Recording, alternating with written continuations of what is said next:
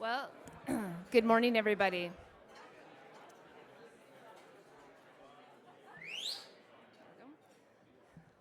Awesome. Thanks so much. Well, good morning, everybody, and welcome to day 3 of the Resource Breakfast Series. We're very thrilled to see such a full, energetic crowd in the audience today, especially given some pretty awesome receptions. I understand many of you attended.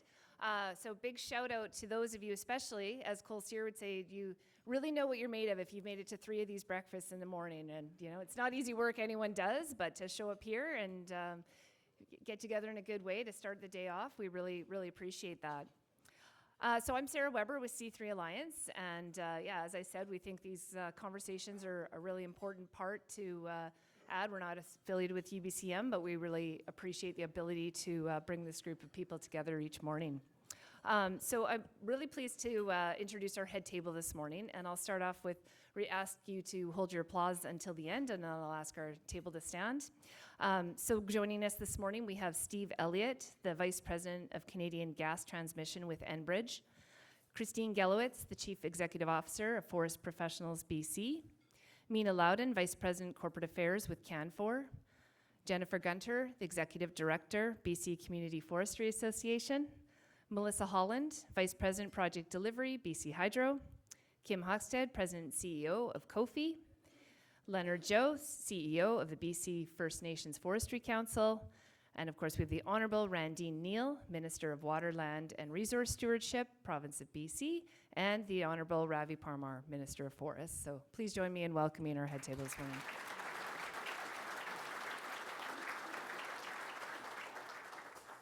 And of course, this room is full of VIPs. So I would also ask that all elected MLAs and representatives give us a stand and a wave, please, from your chairs this morning. So thank you so much for joining us. And I mean, I would also really just like to thank literally everybody in this room. I mean, I know all the important work that you are all doing, from First Nations leaders to representatives, mayors, councillors, regional district chairs and directors, CAOs from so many different areas across the province. And it's just, really awesome. We're also delighted today on behalf of our speakers to make a donation to Our Place in Victoria. We really believe that their cause aligns with the goals of everyone working in the resource sector, which is helping support families, and we encourage you to donate to Our Place as well here in Victoria. We have a QR code out at the table, or to your local food bank as well. So thanks very much to our speakers for being able to provide that opportunity. So there are some question cards on your table, so please feel free to write a question and throw your hand in the air. We will collect those questions for our discussion this morning. Also, we have a Slido as well, so there's a QR code on your table topper there. So then Lenny Joe will be able to get at those questions. And the earlier you get your question in, the more likely you might have time to hear it answered. So really encourage you to do that. And then, we know everyone has a busy day today, so we will be wrapping up the event by 8:25 this morning.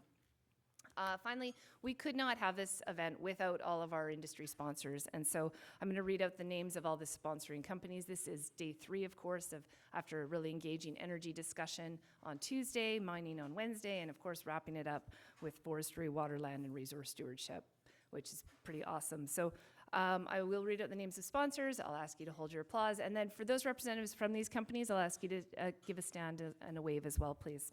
So our patron sponsor, we're really grateful to ARC Resources. And then our platinum sponsors, we have BC Hydro, CAP, Interjex, and Skeena Gold and Silver. Our gold sponsors, Canfor, Centerra Gold, Enbridge, Petronas, Teck, Tourmaline. Our silver sponsors, Newmont, North River Midstream, Ovintiv. Bronze is Artemis Gold, Kofi, CCIC, Drax, MABC, Mosaic, Cisco, and Pacific Cambrian. And finally, our associations, AME, the Canadian Propane Association, and Forest Professionals BC. So please, sponsors, stand from your seats and let's give them a round of applause.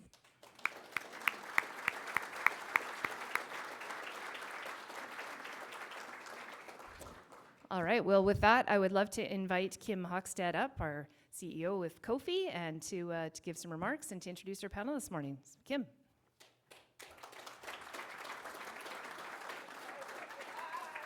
All right. Good morning, everyone. Thank you, Sarah. It's great to see you all here first thing in the morning, as Sarah said. It definitely tells me that forestry matters to your communities.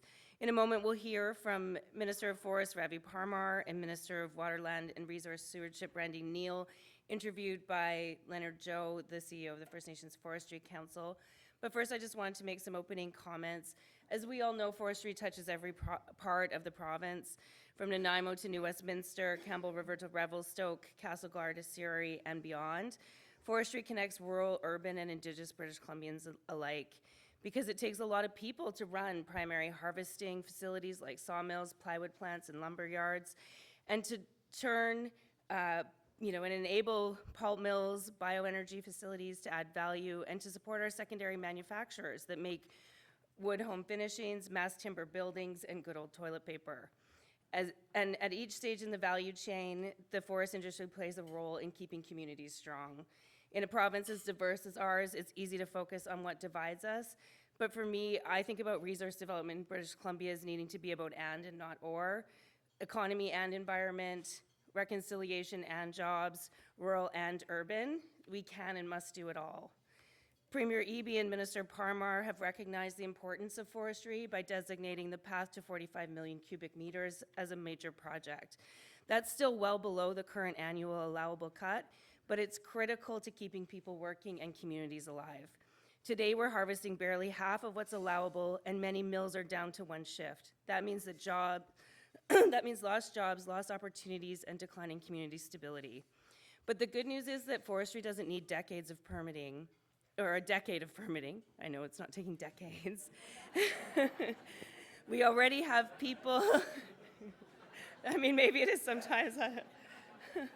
But in forestry, we have the people, the infrastructure, and the supply chain in place. We can unleash forestry now while new mines, LNG facilities, and clean energy projects work their way through the approval process. But that will take urgent action and a whole of government approach that, the major project gives us. And, I think that's relevant to the conversation this morning. We need to continue to work to improve our land use planning process and fix our permitting system in forestry. Those are two of the most urgent things to help us get to where we need to be. And it's imperative so that BC can realize its competitive advantage and ensure that forestry can deliver the solutions British Columbians need. Forestry is a solution to many of the challenges that we face. Forestry is a solution for housing, lumber and renewable wood products, for low carbon building materials, build the homes that we all need, and not just the single family homes, but mid-rise apartments and tall timber towers that we're seeing increasingly built in the province and around the world. It's a solution for wildfires. Active forest management reduces fuel that drives catastrophic fires. And post-fire, that wood, when harvested quickly enough, can be turned into dimensional lumber, pulp, paper, bioenergy, and bioproducts. Forestry is the solution for economic development. Across BC, forestry supports contractors, transport companies, equipment suppliers, and service providers in communities of all sizes, and the jobs reach far beyond the mills. Forestry is a solution for reconciliation. I'm proud that now more than 20% of the forest tenures in British Columbia are held by First Nations, with new partnerships and business models emerging all the time, embedding Indigenous ownership, stewardship, and knowledge, making sure nations are in the room, at the table, and increasingly owning part of the value chain. So as we look ahead, the question isn't whether forestry will be part of BC's future, it's how we can work together to make it strong, sustainable, and resilient. That's why today's discussion with Leonard and Ministers Neill and Parmar is so important. So it's my pleasure to call up our moderator and panel. So Leonard Joe is the Chief Executive Officer of the BC First Nations Forestry Council. He was a member of the BCTS Expert Task Force that's recommendations were delivered earlier this week. And he has over 30 years of experience in natural resources and business and is a registered professional forester. I should get that right, Christine? At Covey, we're proud and privileged to work with Lenny and his team on shared challenges and opportunities and to look for solution-based approaches. So I want to thank Lenny for his partnership, and he's going to properly introduce the ministers. So if you want to join me on stage, Lenny and Minister Neill and Parmar.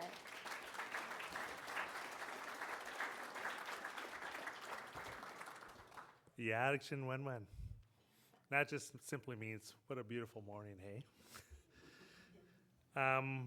Thank you. I really kind of just want to start by thanking Kim, thanking Kofi for being in the room. And really last night for being in the room. This place was packed last night. And what I recognized and what I saw was everybody was here. And everybody had ideas and everybody shared. The communities that come to UBCM, the effort that you put into a short week, and then, as said this morning, to wake up and do it as early as you can so that you can have a full day. With Kim and Kofi, I've been in my position for 3 years, and I really don't believe that I would have the information and having some doors open and being introduced to the right people to have the right conversations if it wasn't for Kofi and the relationship that we have with the staff. What you don't see is that maybe the press puts us in different silos, but in reality, we're all neighbors. We all live in the same towns. We all have the same ideas, and we're actually creating an environment to collaborate. So to open up, my name is Lenny Joe. My grandfather gave me the name Shuk Shuk Welsh, and it just simply means grizzly bear, name you give a man. So I'm called Grizzly Man.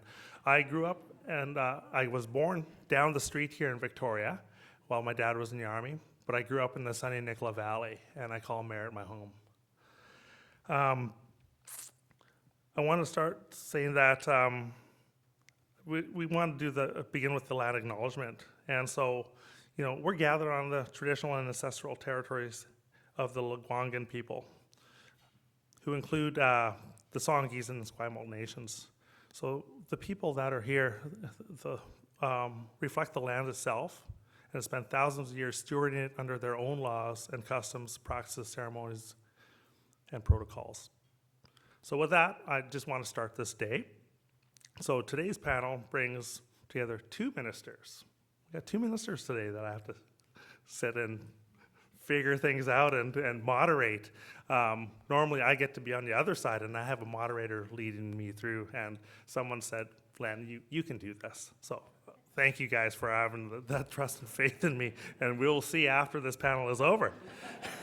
So today I have two ministers and whose leadership is central to the future of BC lands and resources. So first I want to introduce Honourable Ravi Parmar, a good friend of mine and colleague within the provincial structure of things.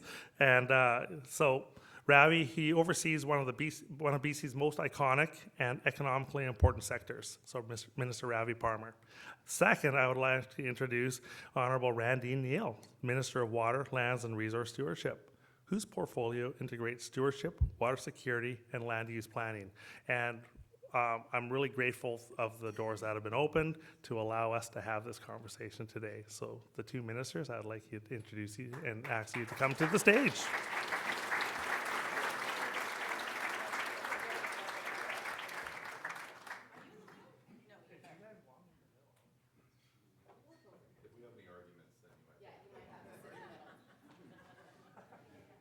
We'll start with this seating arrangement. Okay. And I will, mostly because I'm going to be accepting cards and Slido. So as brought up earlier, if there's, I'm not too sure if there'll be a hand up and someone collecting the cards, but anyways, they will end up here. And also, I have a Slido access on my iPad next to me. So, here we go, guys. Are you ready for this? You bet. So, yeah. Okay, here we go. So, I've got scripted notes, and I've been asked to try to stick to the script, so let's all try to figure this out this morning together. Ravi, are you listening? So we'll start with this. I'm looking at my teleprompter over there. We are here at a pivotal time. Oh, wow, the voice of this is so crazy, too. Communities, First Nations, and industry are navigating shifts in forestry, water and land management, climate resilience, and reconciliation.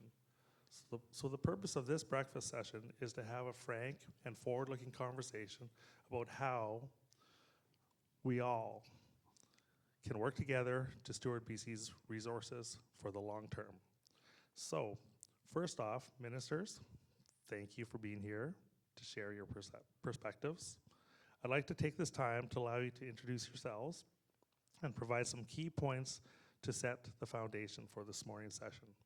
Also at this time, this is a shared panel, so could you also take this time to share some of the areas of collaboration between the two ministries? And we'll start with you, Minister Parmar. We did rock, paper, scissors beforehand, so I get to go first. He Good always morning, wins. everyone. It's great to see you all. As you might be able to hear, I'm starting to lose my voice, so hopefully you can hear me loud and clear. I was over in Vancouver last night for Woodrise, incredible conference that we're so proud to be hosting here in British Columbia, and at an early flight, late early, I got in at about midnight, so it's been an earlier start to my day. But it's great to be here with all of you to talk about forestry, to talk about stewardship, and the hopes that we have for that prosperous province that we're all working towards. For me, I did something crazy a number of months ago, and that was sit at a table like the one that Kim's sitting at over here, and ask the Premier to make me BC's Minister of Forests. One could argue that was an immediate political suicide sentence, but I don't see it that way. This sector is facing significant challenges. It was facing significant challenges prior to my taking on this role, and without a doubt, those challenges have increased over the last number of months as we talk about the trade war we're facing with Donald Trump. There's no sector that has faced the ramifications of Donald Trump and American protectionism more than forestry. It's been an honor to be boots on the ground, talking to people, talking to industry, First Nations, local governments, all stakeholders, talking about this prosperous sector. For me, forestry is all about people in place. It's about the people of British Columbia. 50,000 direct jobs, over 100,000 indirect jobs. And I think of the communities that I've had the honor of visiting that allow for forestry to be able to pay for all the infrastructure and services. And I'm not just talking about Williams Lake and Mackenzie. I'm also talking about Surrey, Vancouver, and Victoria. As Kim touched on in her remarks, forestry built British Columbia. And I think it's important for us to remind ourselves and remind the people outside this room that forestry built this province, and I believe, to my core, will help continue building the prosperity we need for the decades and centuries ahead. To the second part of your question, Lenny, Randene and I work very closely. I'm her annoying little brother, as she often refers to me as. But I think often we talk about how when we took on these roles, people would presume that we have a lot of competing priorities: forestry, extraction, harvesting, stewardship. But it's been really important for us to be able to work together, for our ministries to work together. And as has been noted, forestry has been declared by the Premier as a major project. And so that means that I'm working alongside all of my colleagues, Randene, Spencer Chandra Herbert, Minister Callon, and so many others, to ensure that we can create that sustainable working forest, that land base that can produce that harvest of 45 million cubic meters. That work can't operate in a silos just in my ministry. It has to be an all-of-government approach, and I'm so honored to be working with my colleague on that and a whole host of other initiatives. Thanks very much for having me here this morning. Thank you.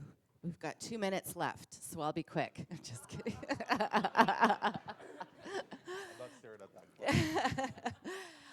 Again, thank you so much for coming, everyone. I know the QP reception went strong and hard last night, so it's good to see you all here this morning.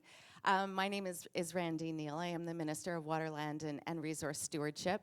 And the stewardship part is my favorite word. And I think that we all agree that our number one goal here with this time that we have on Earth is to make sure that we leave our province and our world in a better place than what we found it. And that's where our work comes in now, right? To be able to sustainably steward this land and really build a strong economy. And as like Kim mentioned, it's not an either or. It's not conservation or building the economy or reconciliation. We can and we must do all three of those things together. And that is going to create the certainty and the predictability that we need to attract big industries here to be able to build our economy, to be able to build our schools and fill them with great teachers and early childhood educators, and to be able to build our hospitals and fill them with really dedicated nurses and doctors. So that's what we need to do together, and that's what I think we are doing together. In these past few days, I've met with so many communities who have issues related to land use planning, permitting, hopefully not decades. Water is a huge one, and we have to be able to steward all these things together. We need to be able to get to the table together and have those tough discussions like our ministries do, because that's the way forward. When we agree on things, when we have those tough conversations and figure out what our values are, we can move forward together, and that's what we're doing as a province. So I'm so proud to be in this ministry. I'm so proud to be working with Minister Parmar and others, and I'm so proud to be working with all of you as well. And I just want to give a shout out to the Sunshine Coast Community Forest, who won the Robin Hood Award this year. Remarkable work. So that's my riding. So thank you so much. 2 minutes, 12 seconds. Oh, okay. Perfect. I'm going to start with some questions here. So I've got one here. Powell River has lost its mill that was once the largest pulp mill in the world. Interfor is divesting itself of its coastal volume-based licenses. Will the minister support expansion of our existing and successful community forests? Maybe I'll start with this. Very excited that the Premier, when he provided me a mandate letter, one of the bullets in the mandate letter was to expand community forests, which I'm sure made my friend Jennifer very happy from the Community Forest Association. And in fact, earlier this week, we announced the first set of expansions to community forests to Vanderhoof, Fraser Lake, and Fort St. James. We're just getting started. Over the course of the next number of months, we'll be really doing some good work with the Community Forest Association to look at an intake process. Obviously, volume is the key piece in terms of having conversations around how we can expand those community forests. But I think, as Randene touched on, the real value that I see in community forests is obviously those tabular rates are very attractive. And making sure that those profits can go back to the community, can go back into infrastructure, but also the ability to be able to steward those lands. One of the areas of the province where I really enjoyed spending some time was in the Nelson area, in particular visiting the Hare... Is Nelson in the... Oh, Brendy's here. Of course. Hare Proctor Community Forest. You know, I'm from the island. I thought War of the Woods was just a thing on the islands. I didn't realize it was also in Nelson as well. And there you have an example of a community that is using their community forest for economic prosperity, but also to protect their community from wildfires as well. And so we're having tons of conversations. And so if Powell River's interested in expanding their community forests, I encourage them to talk to their MLA and certainly talk to me as well. Thank you. I have a question for Randene.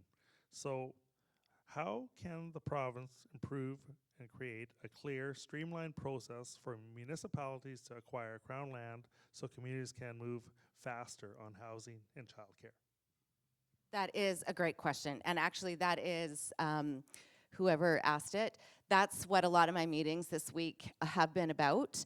We've had a lot of requests from a lot of small communities where they have these Crown leases for an airport, perhaps, for example, or they have a decommissioned school and they would like to be able to build housing on it, missing middle housing, workforce housing for paramedics and police officers, et cetera.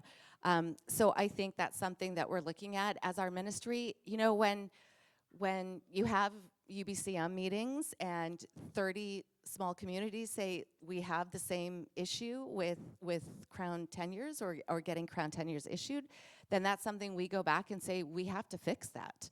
And we have to make it better, and we have to make it easier, and we have to look at the model. Our job is to make your lives easier, not more difficult. So it's something that we've already had a big conversation about, and we are working on. Perfect. And actually what I hear is, you know, when we're looking at things and we hear the word streamline and we're talking about making things easier. Maybe that is a question. You know, we're talking when we say that, what does that really mean, and how are we working on that? And really, I like how I started the conversation is, you know, you're already starting to recognize it's more than just the silos of you're in this room, I'm in this room, and that person's in that room, right? And so just again on what are some of the things, and maybe we'll go back to you, Minister Parmar, on what are some of the things that we're actually looking at on streamlining. Yeah, thanks, Lenny. No, for sure. I think before we even talk about streamlining, it was really important for me. I heard this loud and clear from Kofi, from those in industry, is we talk about investment attraction and the ability to be able to attract that investment here in British Columbia to be able to grow our forest sector. Obviously, a big focus of mine is stabilizing our sector so we're not seeing more job losses.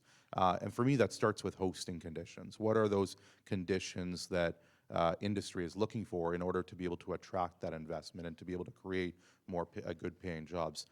Fiber supply is at the top of that list. That's the top priority for my ministry. It's why I've been given the mandate to stabilize our working land base, our working forest, and work hard to produce that annual harvest of 45 million cubic meters. On the permitting side, it is very clear to me that when a permit gets submitted to my ministry, we're doing a pretty good job at getting those approved. The challenge is all the work that goes into submitting that permit can take a year to 2 to 3, hopefully not 10 years. I haven't come across that yet, but it's taking too long.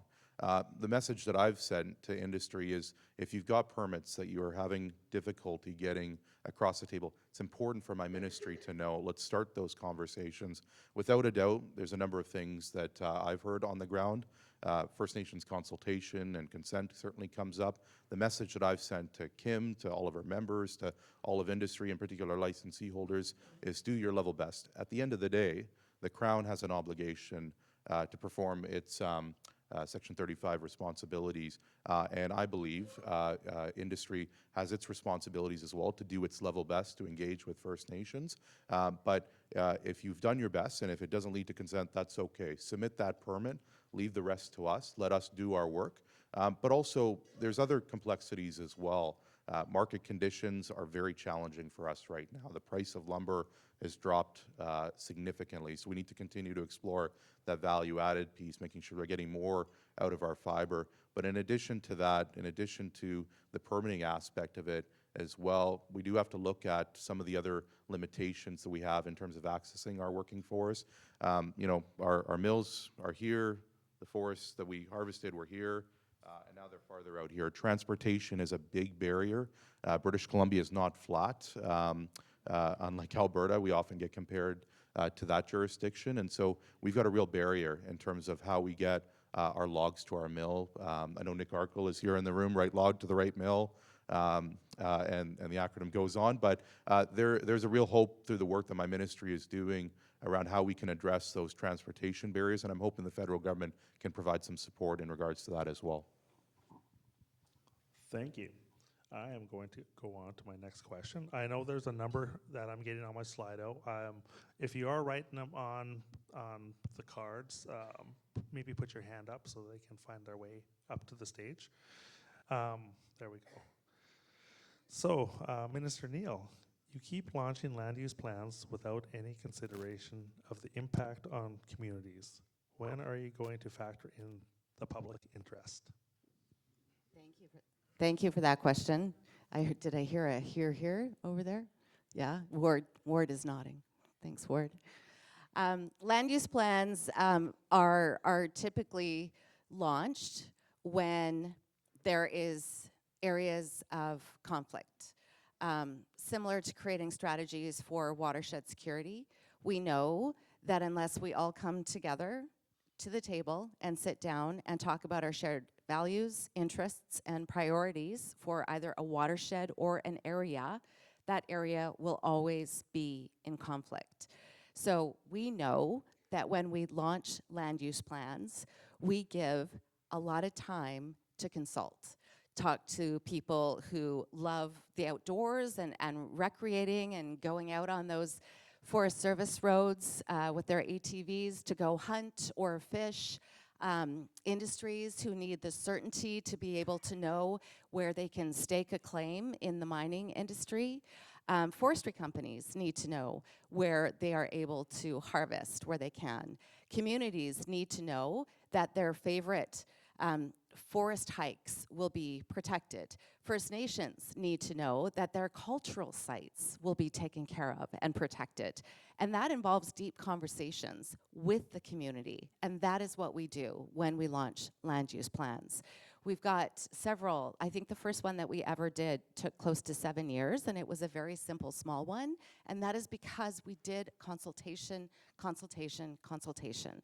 So I understand the frustration where it feels like your voice hasn't been heard. We want to encourage everyone to get involved in all the land use plans that we're doing across the province. And we don't do a lot because we don't have the capacity.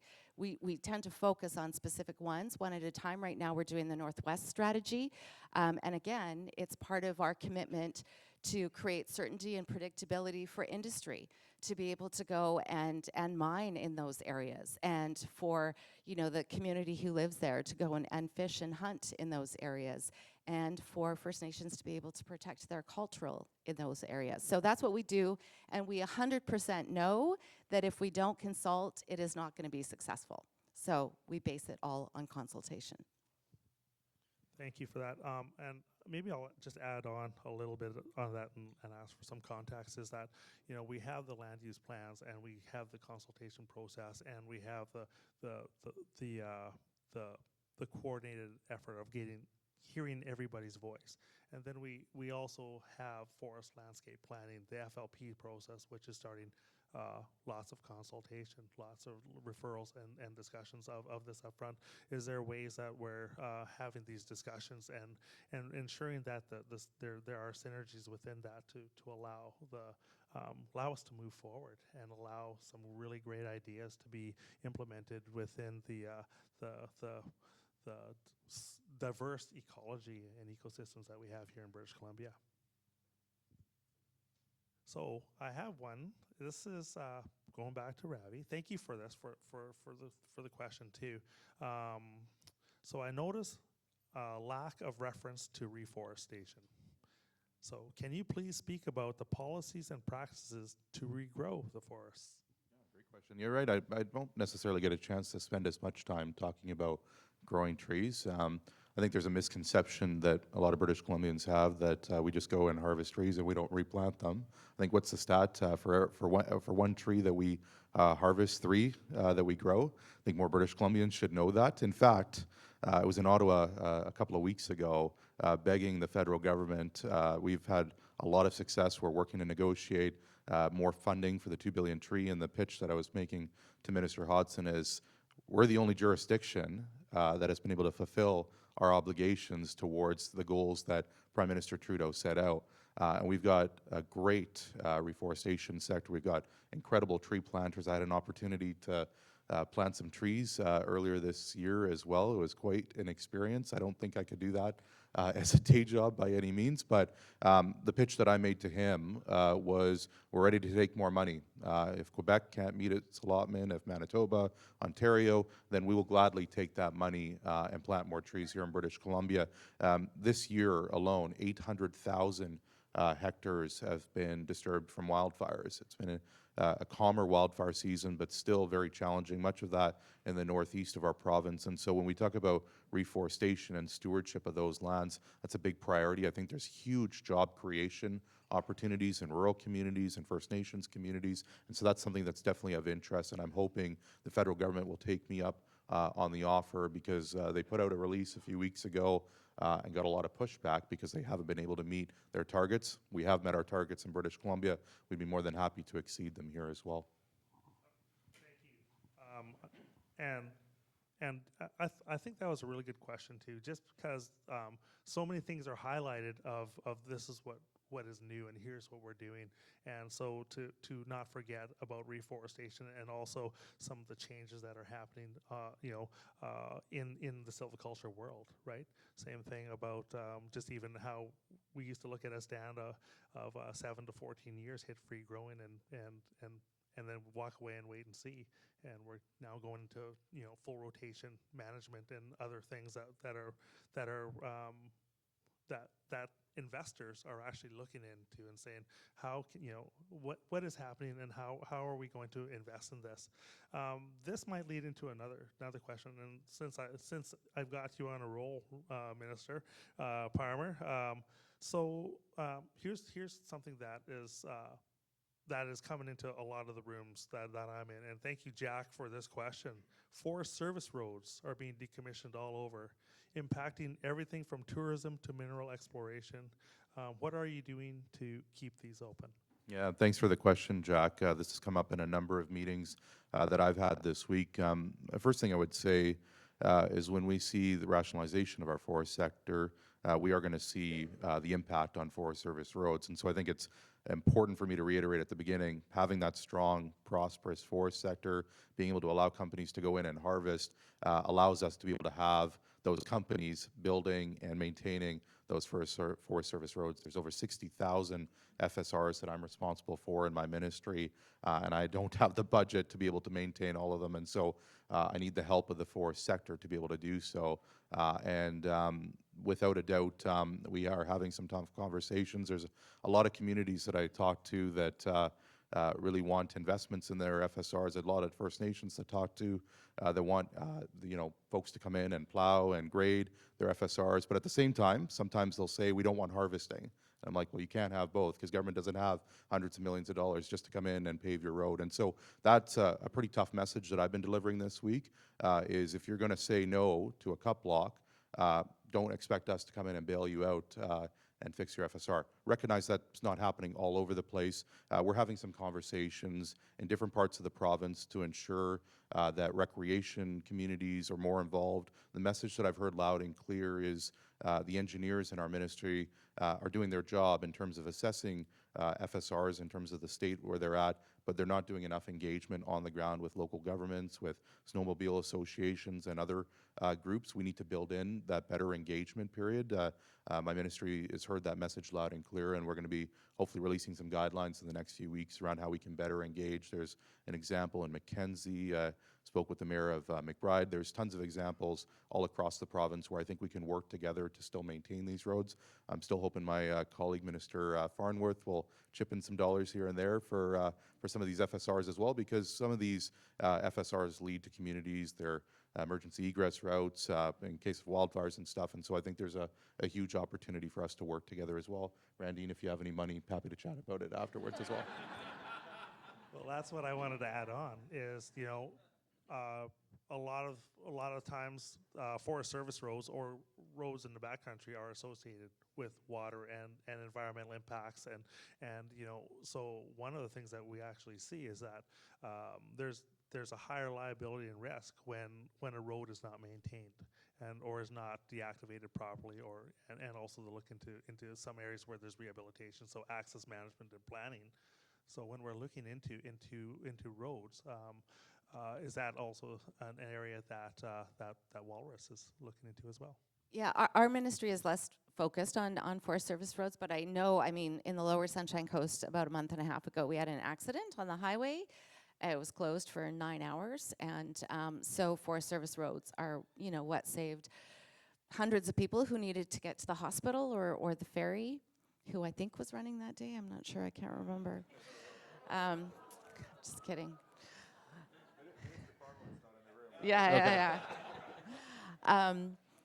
So, but you're right. It is a discussion, and it's part of what we do together as cross ministries to not stay in silos. When issues do come up about Forest Service roads, when we're talking about the impact to the biodiversity or the watersheds in those areas, those are conversations that we have to work towards and solve together. And I'm going to get to this question here. There's 12 likes, and Mr. or Miss or Mrs. Anonymous has put forward this question, and I think it's timely. I was trying to fit it into the conversation here. So the forest sector is already getting hit hard. Can you focus on saving forestry instead of crippling the rest of the economy with your changes to the HCA, so the Heritage Conservation Act? Yeah, great question. HCA's been a conversation point that we've been having this week, and I would argue for the last number of years. I think there's a lot of folks that have raised concerns about the HCA in terms of engagement. You may have heard yesterday I announced that we're extending our engagement period later into this year to provide an opportunity for industry, for local governments to participate. We've got a 2-hour session later, I believe today, where my team will be able to engage further in it. But let me be very clear.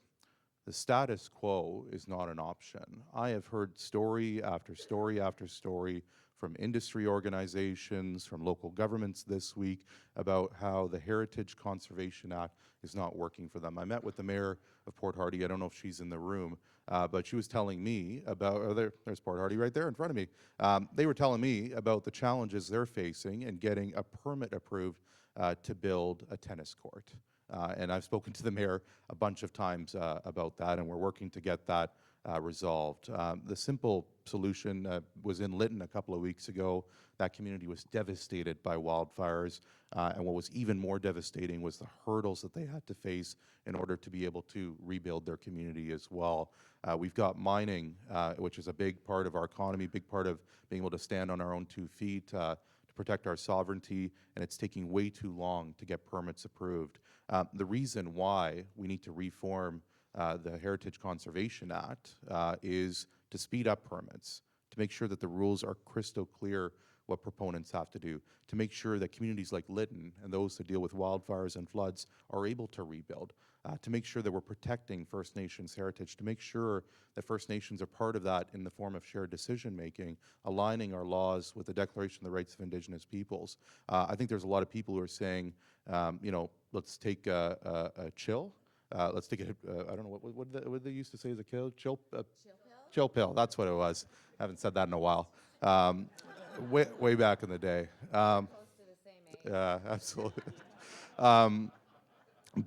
But I'm feeling the pressure. We've got projects that we got to get across the finish line. We got people that are looking to expand their homes, and so I would encourage all the people in this room, whoever has an interest in the Heritage Conservation Act, please get involved. Jillian Russell is sitting right over here. She's leading the charge in our ministry. We are eager to engage. We have been engaging on this for the last number of years, and I would encourage folks to get involved. And this is aligned with all the work that we're doing to support our forest sector, as well as support the oil and gas sector, mining, and create prosperity for all British Columbians. Perfect. I'm going to try. This has gained some traction here, so well done to the BCTS task force work. Oh, well, thank you, actually. Sorry.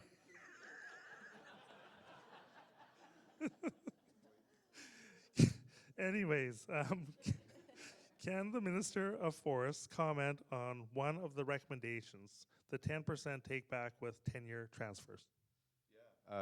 Absolutely. Is this thing still on? There are 54 recommendations in the task force. One of the last meetings I had with Lenny, Brian, and George, I think there were still upwards of 100 recommendations that were working their way through. I'm really glad they were able to get it down to a manageable 54.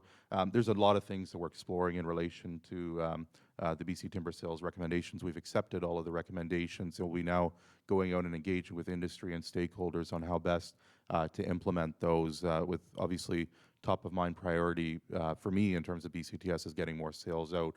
The sales targets have been abysmal these last number of years, and it's really hurt in particular our value-added sector as well. So I'd just say stay tuned for more information pertaining to that specific recommendation as well as others. I think there's a huge opportunity, as we talked about earlier, Lenny, in one of your questions about reforestation and that full-scale management of our lands. There's huge opportunities as it relates to commercial thinning and wildfire retention, partnership with First Nations, with local governments, with community forests. I'm really excited about where we're taking BCTS, and I would also argue that, and I hope folks will see it if they didn't see it from our announcement earlier this week, but we'll see it in the weeks ahead.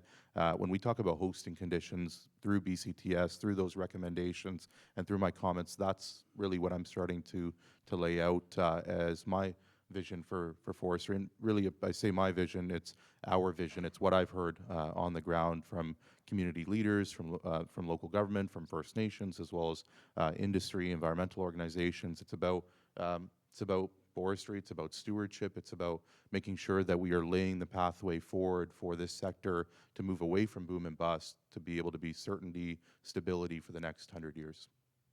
Thank you so much. I'm looking at the clock, and time is really whizzing by. And I don't know if that is your guys' time. Then I can get the mic for a bit. But, anyways, ministers, you are saying the right things.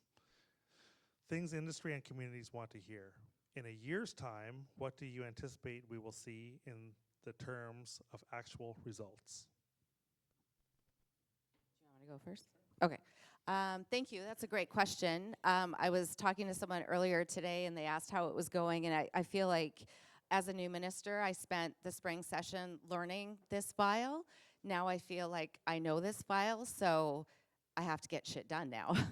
So I think one of the big things that we are doing, and there was a question about land use planning before, and we talked about the Northwest strategy.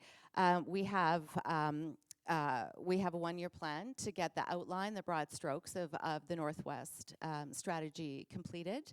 I know that you heard the Prime Minister a few weeks ago when he was announcing some of his major projects, that a big part of the federal commitment too is to back us in accomplishing the creation of the Northwest land use plan. So that'll be a big one for us.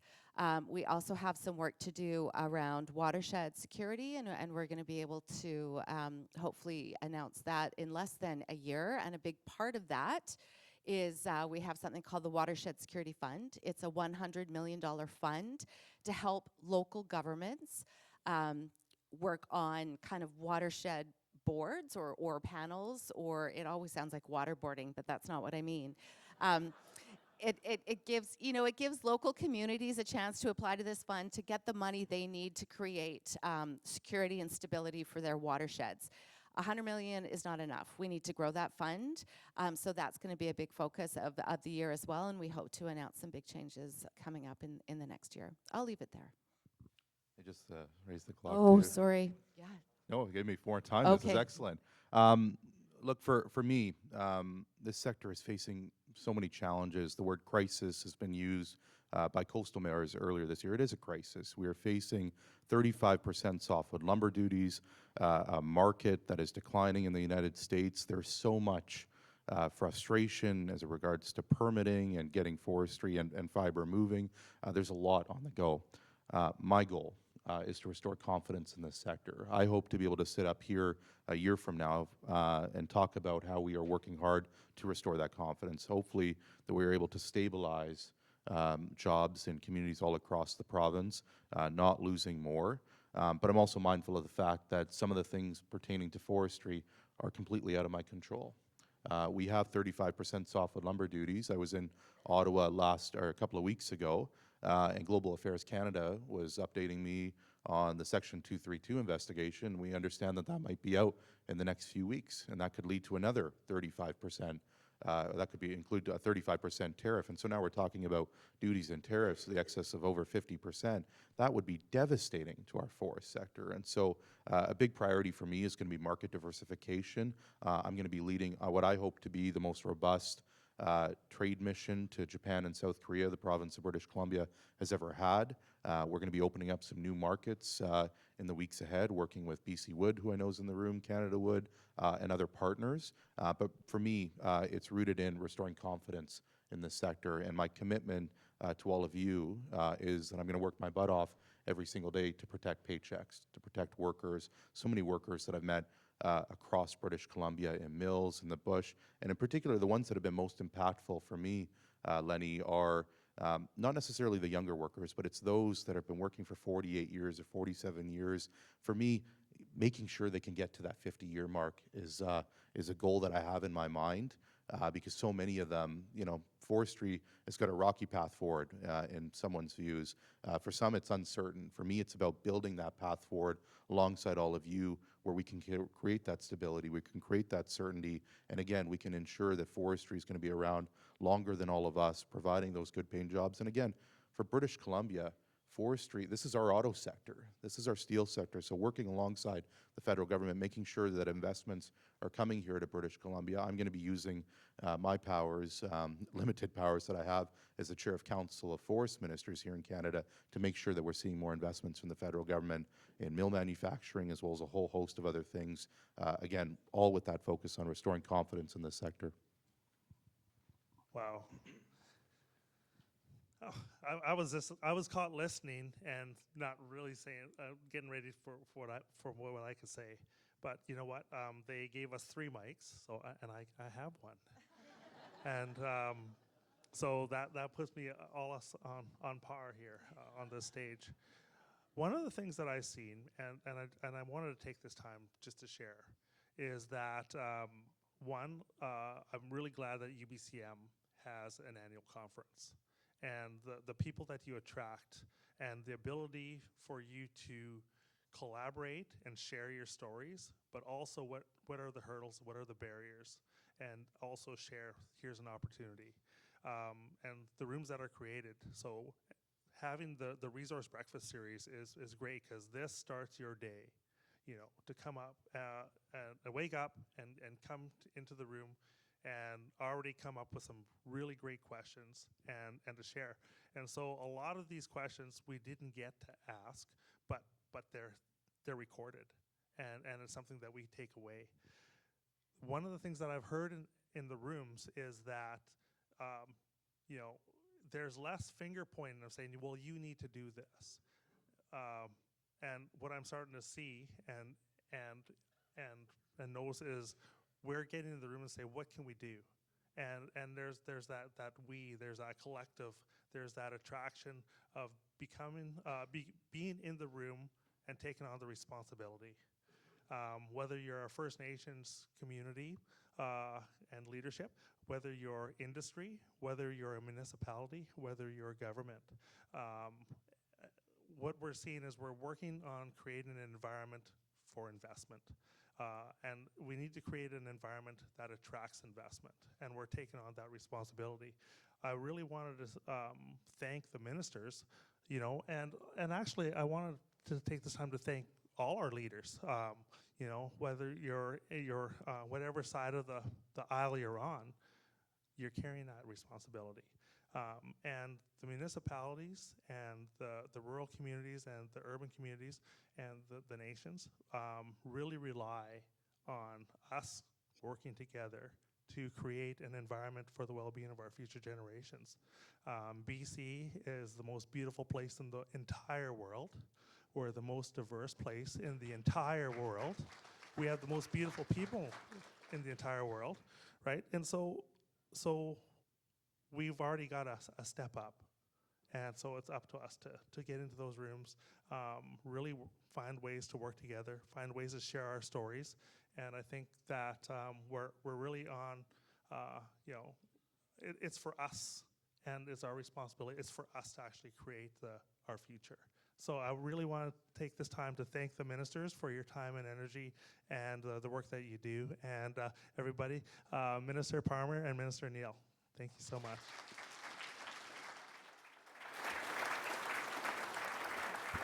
Well, thank you so much to everyone. It's now my pleasure to welcome Melissa Holland, the Vice President of Project Delivery for BC Hydro, to the stage. I get to say thank you. And I want to thank Minister Neill, Minister Parmar, and our fantastic moderator, Lenny Jo, who also, while facilitating a really challenging discussion, also gave us a few moments of humor and lightness. So thank you for that.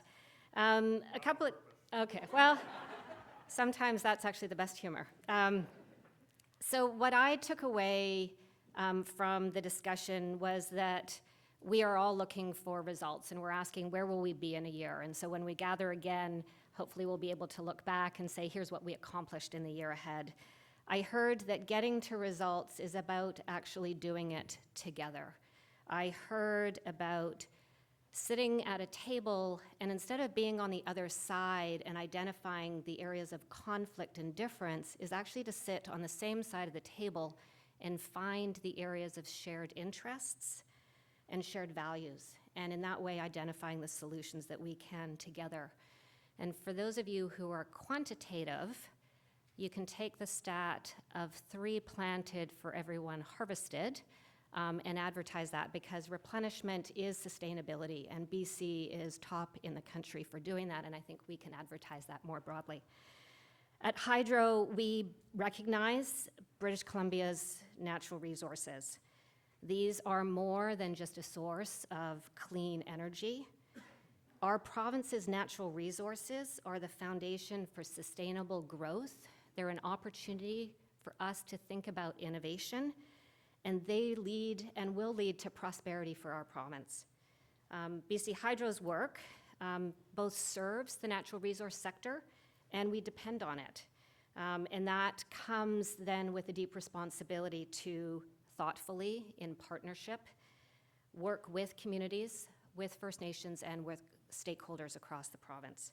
And so with that, thank you for participating in this breakfast, and I hope you have a fantastic day ahead.